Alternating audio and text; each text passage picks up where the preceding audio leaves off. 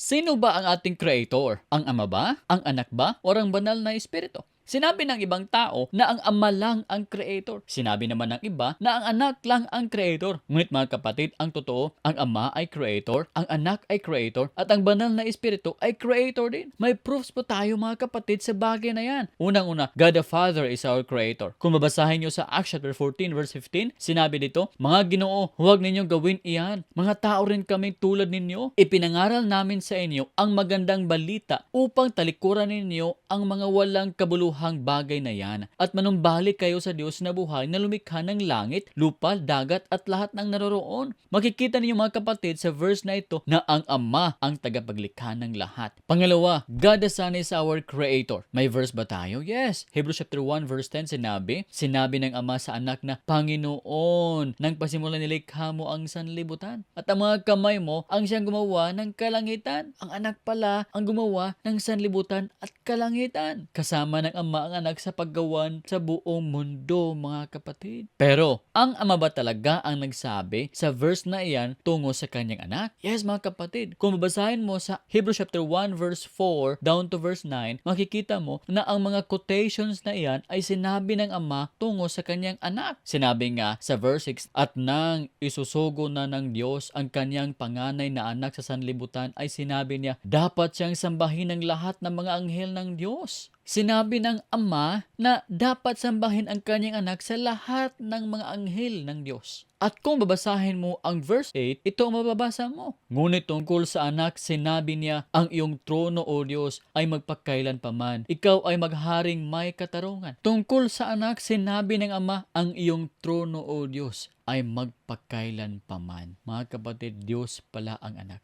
Mismo ang Ama ang nagsabi na ang trono ng kanyang anak na Diyos ay magpakailan paman. Then sa verse 10, sinabi ng Ama, "Panginoon, nang pasimulay nilikha mo ang sanlibutan at ang mga kamay mo ang siyang gumawa ng kalangitan." Panginoon pala si Jesus. Panginoon pala ang Anak at siya pala ang creator sa lahat ng bagay, sa kalangitan at sa sanlibutan. Pero mga kapatid, hindi lang ang Ama ang creator, hindi lang ang Anak ang creator, kundi ang banal na Espiritu ay creator din. Kung babasahin mo mga kapatid sa Psalm 104 verse 30, ito ang makikita mo, "Iyong isinusugo ang iyong Espiritu, sila'y nalilikha. At iyong binabago ang balat ng lupa." Nang sinugo ng Ama ang banal na Espiritu, ang lahat ay nalikha. Bakit mga kapatid? The Holy Spirit is our creator. Ang banal na Espiritu ay creator. Kung makikita niyo sa Genesis chapter 1 verse 2, sinabi dito, "Ang lupa ay walang anyo at walang laman, at binalot sa kadiliman ang kalaliman, samantalang ang Espiritu ng Diyos ay kumikilos sa ibabaw ng mga tubig."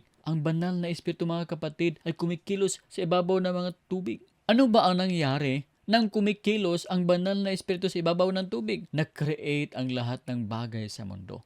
Sinabi rin sa Job 33 verse 4, "The Spirit of God has made me, and the breath of the Almighty gives me life." Sinabi dito mga kapatid na ang Espiritu ng Diyos ang gumawa sa kanya at ang breath of the Almighty gives him life. Makikita mo mga kapatid sa verses na ito na ang banal na Espiritu ay creator din. The Father is our creator, the Son is our creator, the Holy Spirit is our creator. Ito po ang napapatunay ng Ama, Anak at ang banal na Espiritu ay iisang Diyos. Kasi lahat sila ay creator. Ito po ang mahirap maintindihan ng nakararami. Ayaw talaga nilang maging Diyos ang banal na Espiritu. Ayaw talaga nilang maging Diyos ang Anak. Gusto nilang ang Ama lang ang Diyos. Ngunit kung susuriin mo ang banal na kasulatan, makikita mo mga kapatid na ang Ama ay creator, ang banal na Espiritu ay creator, at ang Anak ay creator. Salamat mga kapatid sa pagpakikinig. God bless you everyone.